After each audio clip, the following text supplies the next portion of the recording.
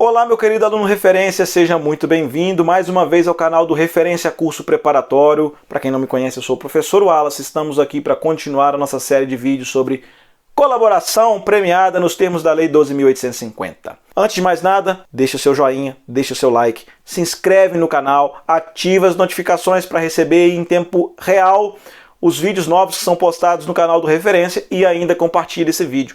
Compartilhe esse vídeo com todo mundo para que todo mundo possa conhecer de colaboração premiada. Se você não assistiu a primeira parte, se você não assistiu a parte de conceito de colaboração premiada, a parte introdutória, volta lá e assiste o primeiro vídeo, ok? Vamos aqui hoje falar um pouquinho do artigo 4º, dos benefícios possíveis ser obtidos aí pelo colaborador. Antes de falarmos propriamente dito dos benefícios, vamos aqui entender que colaboração premiada como negócio jurídico processual, já falamos isso na aula anterior, colaboração premiada como negócio jurídico processual é um acordo de vontades.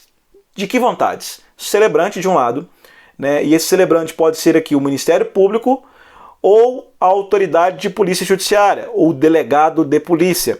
Né? A gente fala autoridade de polícia judiciária porque não é somente o delegado de polícia que teria poder em tese para realizar esse acordo de colaboração premiada. Uma autoridade de polícia judiciária militar, por exemplo, poderia, ainda que em tese, realizar um acordo de colaboração premiada no âmbito de um inquérito policial militar. Mas aqui vamos nos termos da Lei 12.850. Delegado de polícia, no curso do inquérito, ou Ministério Público em qualquer fase da investigação ou do processo criminal poderá celebrar o acordo de colaboração premiada. O delegado só pode celebrar esse acordo de colaboração premiada com a manifestação do Ministério Público. Sem manifestação do MP, essa celebração de acordo entre delegado e colaborador não seria válida. Afinal de contas, é o Ministério Público o titular da ação penal e, portanto, todo o conteúdo, todos os elementos aí de prova, os elementos informativos reunidos no inquérito policial serão entregues ao Ministério Público para uma avaliação de oferecimento ou não de denúncia. Então, nesses termos,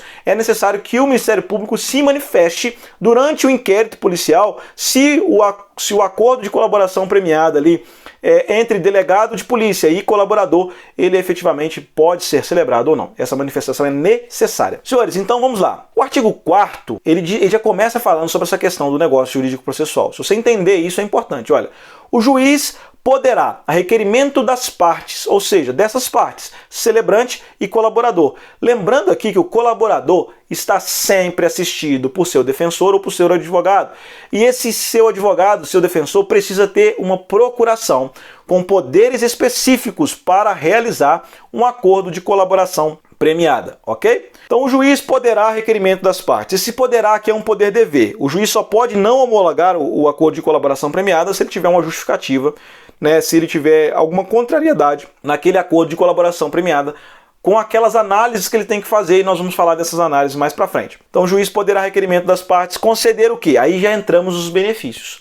Perdão judicial, reduzir a pena de até 2/3 da pena privativa de liberdade ou substituir a pena privativa de liberdade por restritiva de direitos. Então, 3 benefícios estão previstos aqui no caput do artigo 4º. São os 3 principais benefícios, mas temos outros 2, que é o acordo de imunidade, que é o acordo em que o Ministério Público deixa de oferecer denúncia em relação àquele fato, bem como a possibilidade de uma progressão de regime a parte aí dos requisitos objetivos previstos na Lei de Execução Penal. Então vamos aqui falar dos prêmios legais primeiramente aqui. Primeiro prêmio legal, perdão judicial, extinção da punibilidade. O cidadão não vai cumprir pena. Afinal de contas, houve ali uma extinção da punibilidade. Então é nesse momento que o colaborador ele obtém um dos benefícios mais importantes previstos aí na colaboração, na Lei 12.850, na temática de colaboração premiada. Esse perdão judicial ele pode ser requerido pelo MP a qualquer tempo, independentemente dele ter sido previsto no próprio acordo. O perdão judicial tem essa possibilidade. E ele pode ser requerido pelo MP, ele pode ser representado também pelo delegado. Mas quando? Quando que vai acontecer isso? Considerando a relevância da colaboração. Às vezes, no acordo inicial feito, celebrado e assinado ali pelas partes, houve ali a possibilidade apenas de uma redução de pena, mas a relevância da colaboração foi tão grande que a autoridade de polícia judiciária ali, ou o Ministério Público, ele vai entender que aquele acordo é digno de um perdão judicial, e aí pode haver a concessão desse perdão judicial, ou seja, o requerimento dele pelo MP ou representação dele pela autoridade de polícia judiciária, ok?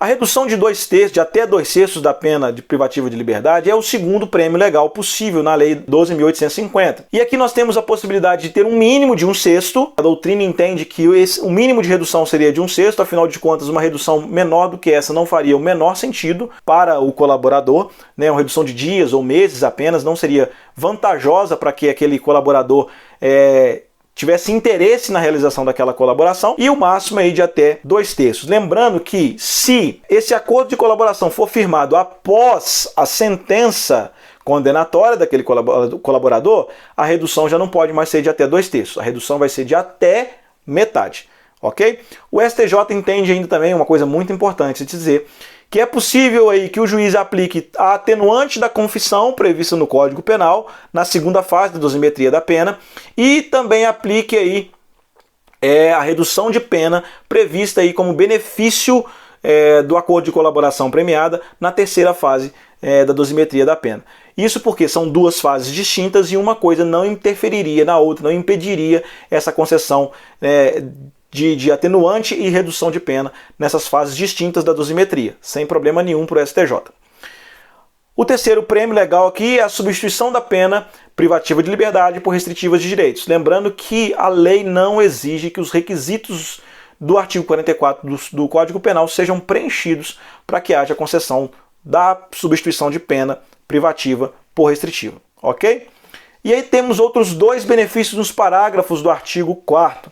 Quais são esses outros benefícios? O acordo de imunidade, que é o não oferecimento da denúncia pelo Ministério Público. Isso só vai acontecer em uma situação excepcional. O parágrafo diz que necessariamente o Ministério Público não pode ter conhecimento daquela infração que está sendo noticiada na colaboração, né? E quando que ele não vai ter conhecimento? Aí vai ter uma explicação. É quando não houver inquérito policial ou procedimento investigatório criminal para apurar os fatos instaurado. Ou seja, não tem conhecimento formal daquele fato, não existe uma investigação formal a respeito daquele fato, então pressupõe-se que o Ministério Público não tenha conhecimento dele. Além disso, o colaborador tem que ser o primeiro a colaborar e não pode ser líder da organização criminosa. Então, preenchidos esses requisitos, o Ministério Público pode oferecer como benefício o acordo de imunidade, que é o não oferecimento da denúncia, é aí um rompimento, né, uma exceção ao princípio da obrigatoriedade. Um outro benefício, que também é previsto aí no artigo 4º, nos seus parágrafos, é a progressão de regimes prisionais, né, independentemente dos requisitos objetivos previstos na lei de execução penal. Essa colaboração para redução para progressão de regimes prisionais, ela só pode acontecer necessariamente após a sentença condenatória. Então o cidadão já está condenado e aí sim ele inicia um acordo de colaboração premiada, então ele pode obter esse benefício, né, da progressão de regime sem preencher o requisito objetivo previsto na lei de execução penal. Ok, senhores? Entendido isso, vamos entender também que esse acordo ele precisa ser efetivo e voluntário. Por que nós vamos falar da efetividade da colaboração? Porque a efetividade da colaboração ela vai trazer necessariamente que aquele acordo precisa trazer elementos relevantes e resolutivos sobre o fato que está sendo apurado, que está sendo colaborado. E a voluntariedade ela não é espontaneidade. Ou seja, o acordo, nós vamos ver no procedimento que a proposta de formalização ela parte da defesa, parte do colaborador.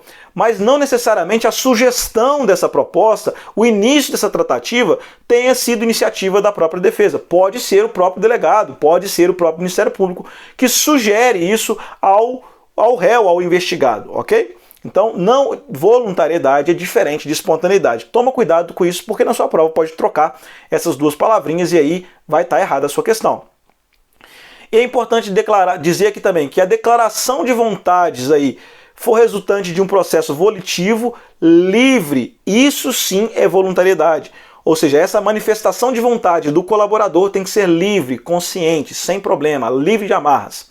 E o objeto dessa colaboração tem que ser um objeto lícito, possível, determinado e determinável. É o que está previsto no HC do STF, é o entendimento jurisprudencial. Se você for lembrar, objeto possível, lícito, determinado ou determinável é lá do negócio jurídico, lá do Código Civil. Você vai lembrar disso lá no Código Civil, ok?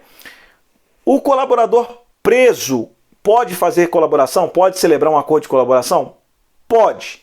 Pode. Nos termos da lei, pode. Ele está sujeito a uma medida cautelar, privativa de liberdade, né, uma prisão temporária ou uma prisão preventiva, que seja, ele pode celebrar um acordo de colaboração. Mas, sobre aquela situação, o juiz vai ter que se debruçar um pouco mais para analisar a voluntariedade.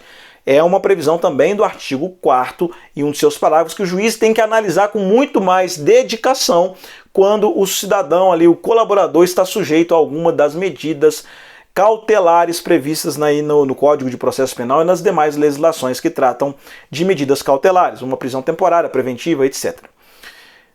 Há na doutrina entendimentos em sentido diverso, dizendo que o preso não teria voluntariedade, por isso ele não poderia celebrar. E também na doutrina no sentido que pode celebrar. O que a lei fala? Pode. A lei fala que pode celebrar o acordo de colaboração premiada, mesmo estando preso. Mas o juiz deve se dedicar na análise desse caso, dessa voluntariedade desse preso, para que então a gente possa verificar se esse preso fez essa colaboração com voluntariedade efetivamente, ou se foi uma espécie de... se a prisão ali foi utilizada como um instrumento de pressão para que aquele acordo fosse efetivado, fosse realmente concretizado. Entendidos então os benefícios, ficamos por aqui. No próximo vídeo vamos falar sobre resultados e direitos do colaborador e também nas próximas aulas vamos falar sobre procedimentos na colaboração premiada. Muito obrigado pela sua paciência, pela sua atenção. Fique com Deus, boas aulas, bons estudos para os senhores e até mais.